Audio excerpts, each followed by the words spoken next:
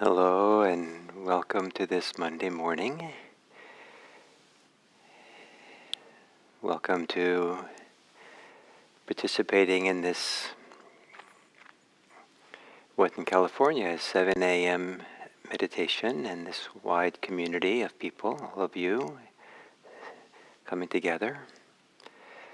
So I appreciate that you're here and attending. So one of the principles of meditation that's fairly well known is that we are practicing mindfulness, awareness, and concentration for the purposes of going from a more activated state to a calmer state. Meditation is often associated with becoming calm, going from a stressful state to de-stressing and becoming peaceful. But the story doesn't end there. The purpose of becoming calm, the purpose of becoming peaceful, is not meant to be for its own purpose. It's a nice thing to do for sure. But it has a greater purpose, and that is that when we are calm and centered on ourselves, centered in our body, centered in ourselves, when we're peaceful and awake with all the senses in the body, kind of a heightened sensitivity, then that is a access point, that's an entry point or possibility for a deeper form of intelligence, creativity. Maybe some people would call it intuition. Maybe some people would call it a more holistic way of thinking or considering or being attuned to ourselves in this world. There's a possibility of a profound form of contemplation, consideration, thinking that is the alternative to thinking about the world and ourselves in a reactive way. Reactive thinking is constricted and narrow. When we're not constricted, not agitated, not activated, then deeper sources of consideration, of reflection is possible within. Deeper source of understanding. Some of the understanding might even seem non-verbal, deeper than verbal.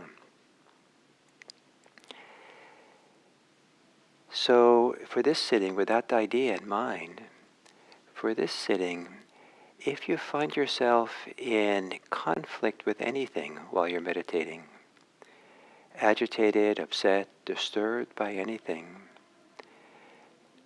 this meditation, when you're in that state, is not the time to think about it, to solve it, to analyze it, to review it. Instead, as we're meditating, become aware of how this is an activated state. If you're critical of anything, if you're upset with yourself in any way, simply consider it an activated state, agitated state, more energized state, maybe a constricted state where the attention gets now narrowed onto the concern. And see if you can relax deeply, relax it all.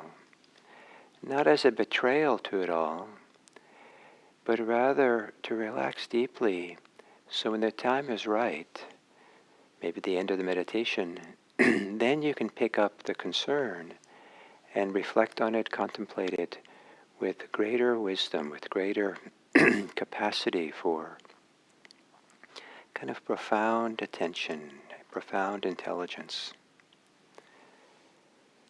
And if you're not activated by anything, even activated sometimes by good fantasies, then we can just focus on breathing, being simple here in the moment.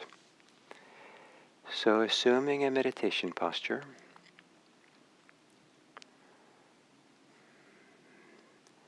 Mindfulness begins in the physical activity of placing ourselves in our meditation posture and taking some care and attention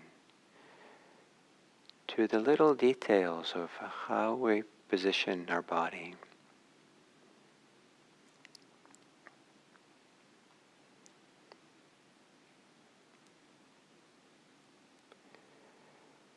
And lowering the gaze,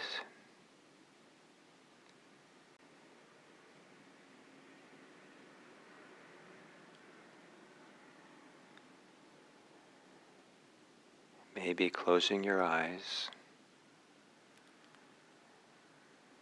and taking a few moments to feel, notice, become aware of how it is for you to be breathing right now, without any concern of changing it.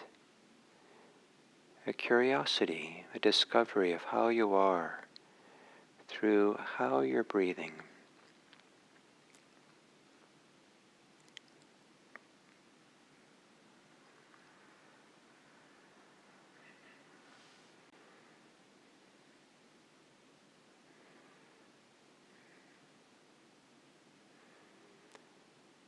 And if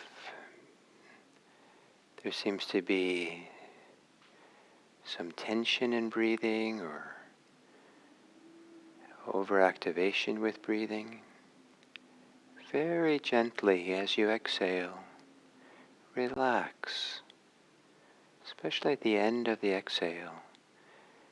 Relax so the exhale continues for a few brief moments.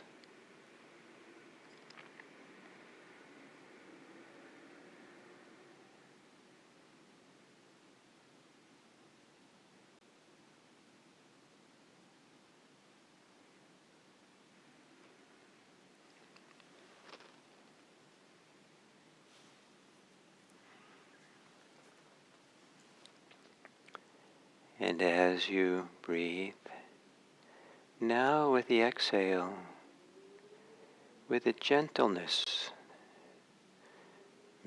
throughout your body, on the exhale, relax in your body, in the face, the shoulders, the belly.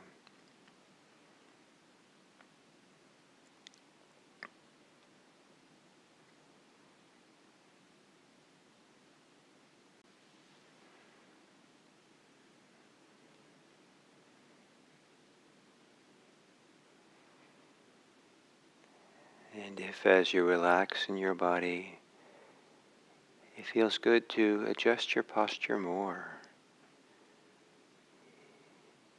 you may do so.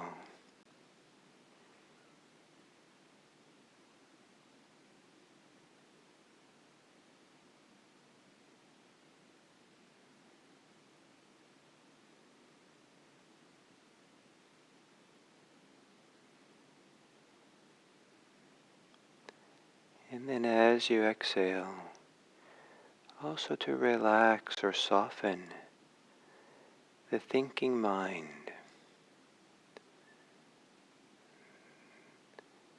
the tension or activation that may be associated with thinking.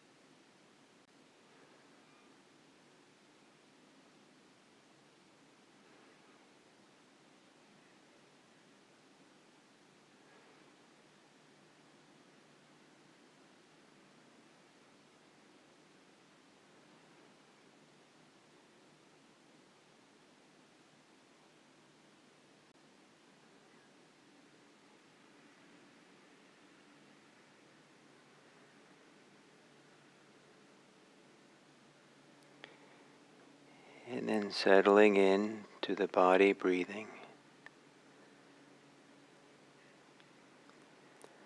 as if you're accompanying the body's experience of breathing. You're riding along with the movements of the body as you breathe in and breathe out.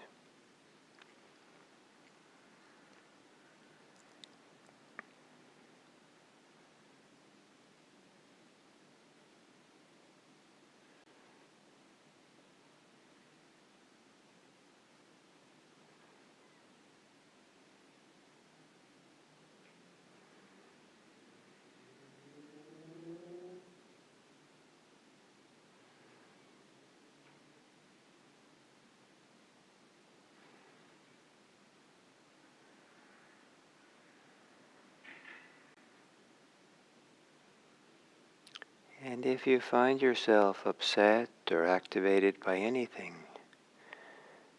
about yourself, your meditation, about others, about the world,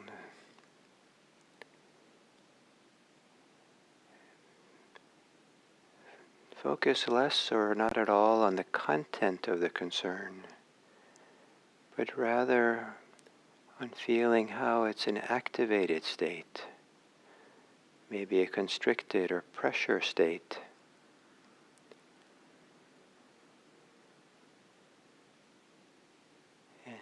And then as you're exhaling, relax the activation, relax the tension until you can settle back, resting in the experience of breathing.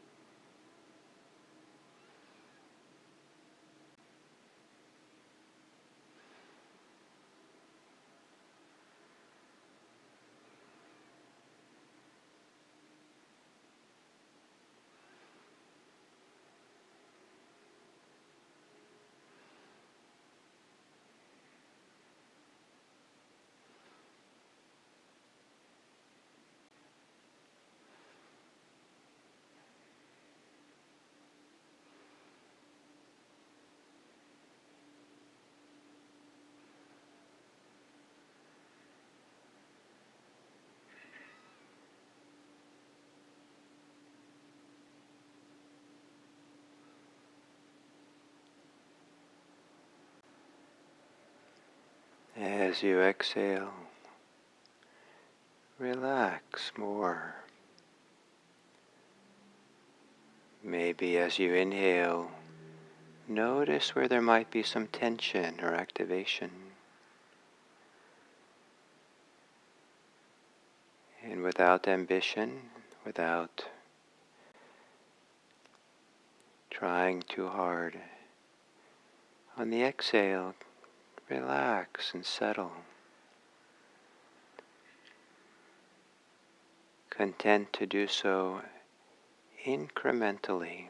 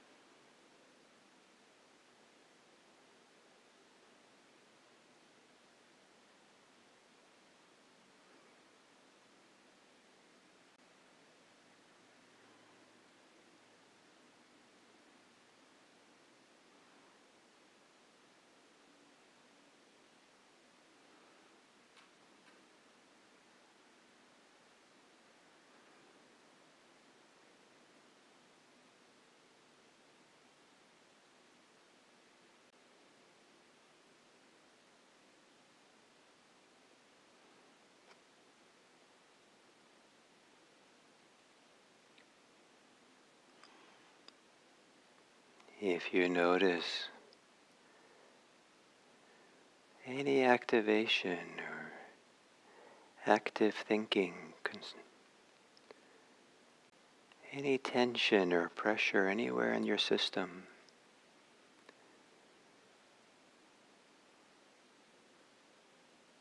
relax. And as you relax, feel your way, settle your way into a deeper peace, deeper calm. Maybe recognizing where deep inside you're the most peaceful, calmest. Let everything settle there.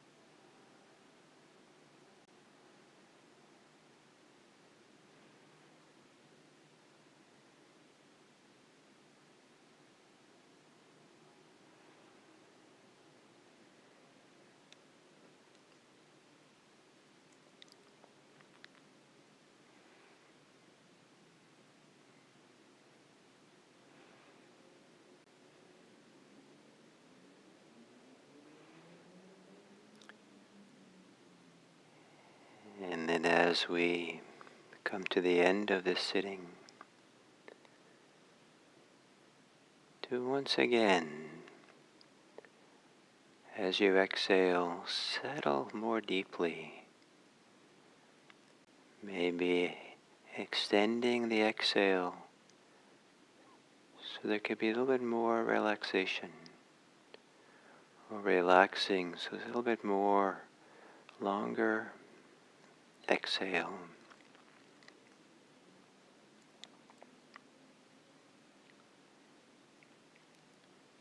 And in the longer letting go,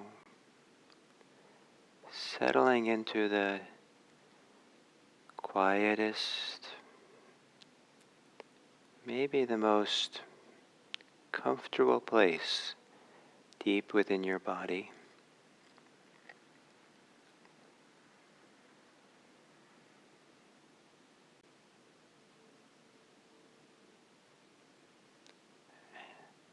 And resting there, the calmest place within, considering the welfare and happiness of everyone that you know. Having an attitude of wishing everyone well. Even the people you have the most difficulty with, wishing them well, happiness and peace, partly because you know then, for them to really have happiness and peace, they'll probably behave better.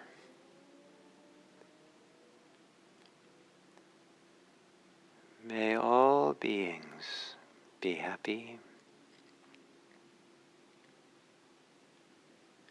May all beings be safe. May all beings be peaceful. And may all beings everywhere be free.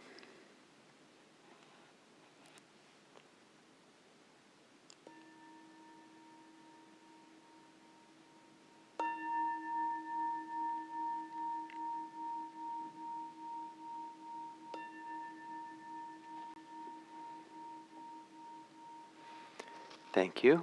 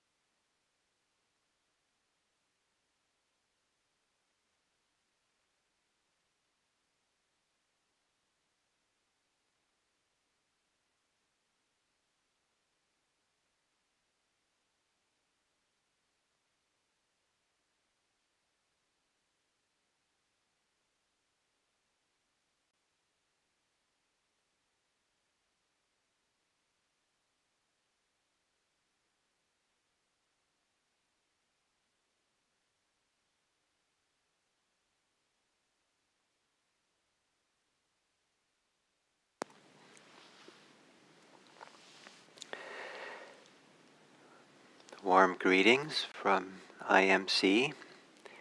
And on this Monday morning, we begin a new 5-part theme.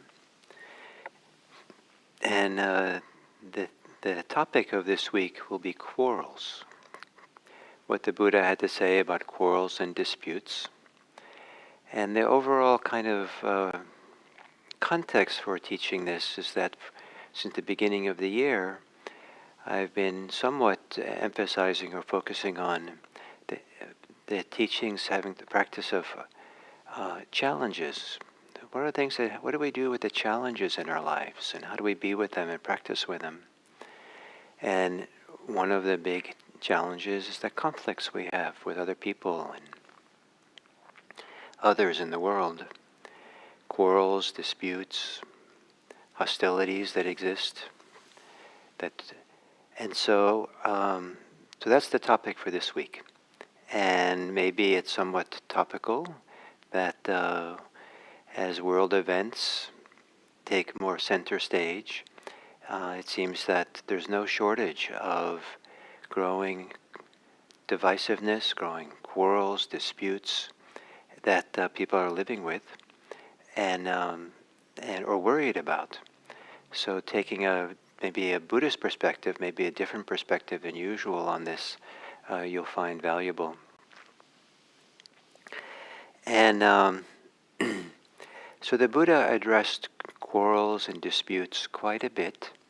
It seems that just like in our world, that was a common phenomenon in the ancient world.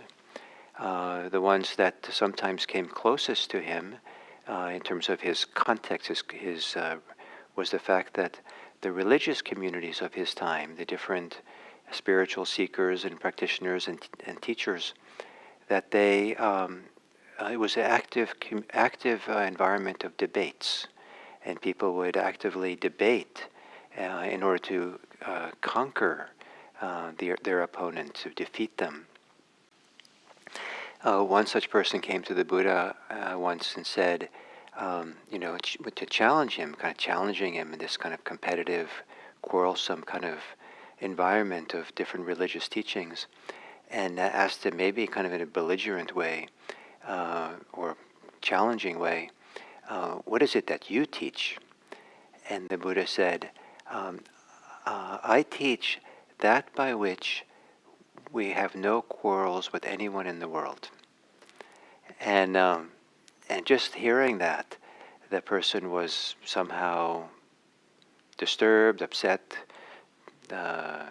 disgusted, and left right away, just walked away. Maybe realizing that the Buddha was not going to engage in doctrinal quarrels and debates. So, but it's also a profound thing that the Buddha said, I teach that by which we are not in quarrel with anybody in the world. And so the question is, what does quarreling mean? But to be arguing with people. That is there anything we have to argue about and quarrel about? Is there another alternative? And when Buddha talks about quarrels, one of the primary ways he talks about it over and over again is in personal terms.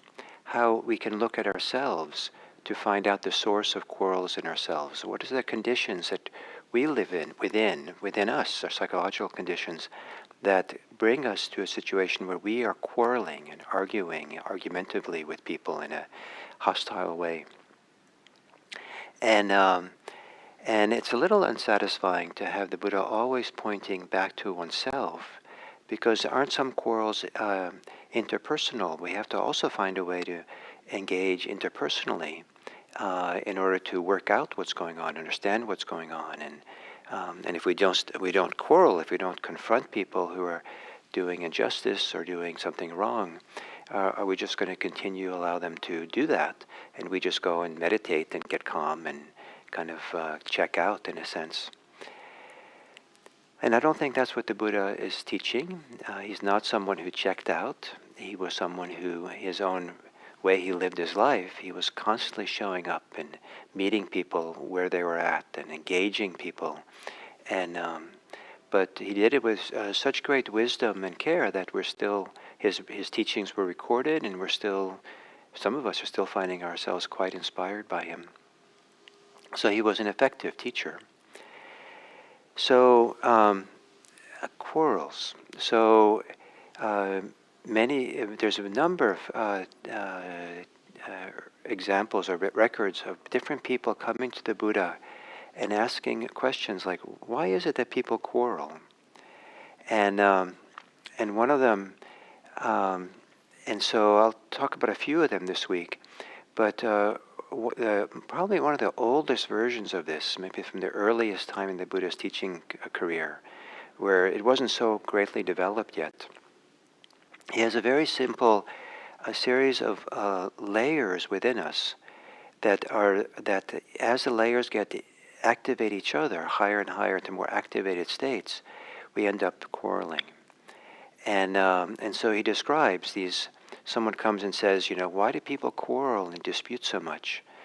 And so the Buddha then gives the condition within us that has to be in place in order for us to be ready to quarrel. And then the question is, well, where does that come from? Or what is the condition that... And then the Buddha goes deeper layer inside, deeper layer. And one way of understanding these layers that the Buddha describes is that he's describing layers of activation, reactivation, the way we get reactive. And that the more activated we are, more reactive we become, the more we're triggered to become even more reactive, to get more activated. And as we get more activated, one of the effects it has sometimes on our attention is that the more activated we are, the more constricted the attention is, the more it becomes focused, narrowed on a particular concern, particular topic, particular perspective we have for looking upon the world. And we might be looking at it through the world through the perspective of only our hurt, only our anger, only our hostility. We might be looking at it through the perspective only that person is wrong, and or that person is evil or something, or I'm wrong, or I miss whatever. And so it gets narrower and narrower, the focus. The thinking becomes tighter, more constricted. So the Buddha, when he starts going through describing the layers, going deeper and deeper, he's describing layers to get calmer and calmer, more and more settled. And if we understand it this way, then we understand that the Buddha keeps looking at this from the point of view of how we can practice with it. And not so we can become calm. The point is not to become calm or peaceful and then just like not care anymore and just kind of go on with our business, not caring about the fact that people are harming us or harming others, or that we have differences of opinion, but rather that as we get calm enough and centered enough, then we have available to us a much more intelligent, creative way of thinking. Our thinking is not going to be caught up in the constricted way we're focusing on something. Our thinking is not part and parcel of the reactivity that we have. And rather than reactive consideration of the conflict, we have access to deeper well springs of understanding, wisdom, sensitivity that takes much more into account, a broader, wider field of concern and consideration than is possible when we're deeply relaxed, then we're very tense and everything's gotten constricted. So in this earlier descriptions of the genesis of quarrel, the personal genesis of it inside of us, the Buddha says that that in order for quarreling to be present, the immediate condition, and for this, in this teachings he's doing, there's other teachings, so don't take this as being the final word or the only word. Maybe it has to do with the particular person he was talking to that he described it this way. But the principle is what I want to emphasize here, not the accuracy of each of these points. So the Buddha asks, someone asks the Buddha, what's the, from where does quarreling come? What is the condition from which it comes? The Buddha answers, it comes from liking and not liking, having preferences about things. We like something, we don't like something, we prefer one thing, we prefer something else. And if we can relax our quarreling, our disputes, our arguing and argumentativeness, we might have a chance then to notice that underneath that, we have a strong preferences, strong things we want to have and not want to have. We like, we don't like. And then the question is, where does that come from within us? And we drop down another layer. And as we drop a layer, it becomes a little bit calmer state. And then from there, it says that in order to have preferences or liking and not liking, the condition for that is desire. And now, not all desires are wrong. Not all liking and disliking is wrong. But they are activated states. And so we notice that as we relax the liking and not liking, we notice we have a preference, we have a desire. Desire not for one thing over another, but we have some deeper form of desire that is calmer than the activated state of acting on liking and not liking. And where does desire come from? And the answer there is that it comes from things being either pleasant or unpleasant. That the experience of pleasantness, or things are something are comfortable or nice for us to experience, and other things are not nice or unpleasant. To be able to kind of be present for that level of pleasant and unpleasant is a calmer, more open state of awareness. So quarrels is very constricted attention. Liking and not liking is less constricted. There's more movement and attention, and it's more open. Dropping further, the idea is just having simple desire and aware that we have desire. Then we're not caught up in the object of desire, the object what we like and not like. And so we're more settled and relaxed. We see we have desire. If we relax the desire, we see that we're operating in relationship to things being pleasant and unpleasant. And there's nothing necessarily wrong with pleasant or unpleasant, but what's nice about it is that we're much more settled when we're just tuning into the direct experience here and now of how things are pleasant and unpleasant. And then where does pleasant and unpleasant come from? And then the Buddha says it comes from sense contact, just kind of the sense feelings that we have in our body. There's sense contact. From that, there's pleasant and unpleasant. From pleasant and unpleasant, there becomes desires. From desires, there becomes liking and not liking, preferences. And once we have liking and preferences, then we can get quarrels when we can't get what we want.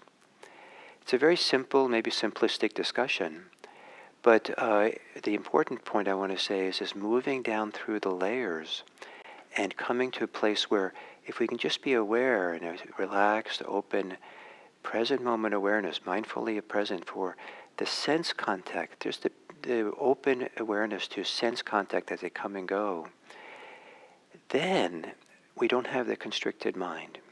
Then we have this greater sensitivity. And from there, we can tap into what the Buddha called the contemplation or thinking from the womb, from a deeper source within, a generative, gestational source within that is not a reactive way of thinking, but something that doesn't come from reactivity, but comes from a deep wisdom, deep inner source of consideration, of openness, sensitivity. And from that place, we can now consider the conflict that we have with other people from a very different perspective than if we do it from caught up in the argument and yelling at people.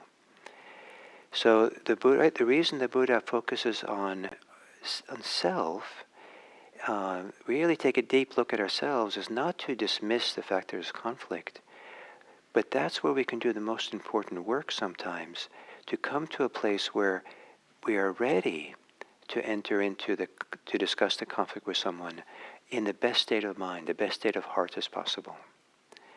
And so this is one of the reasons why meditation is so useful. If meditation helps us to deactivate, we're diffusing ourselves and disarming ourselves from the kind of intensity of the way we're angry or upset that is not going to cause anybody any good. And we're trying to not deny what's happening or deny ourselves, but then come in from the best place possible. So that's the beginning.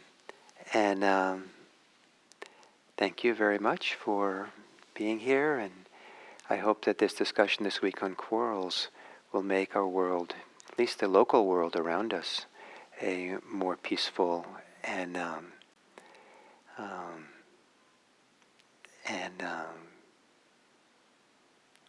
compassionate world. Thank you.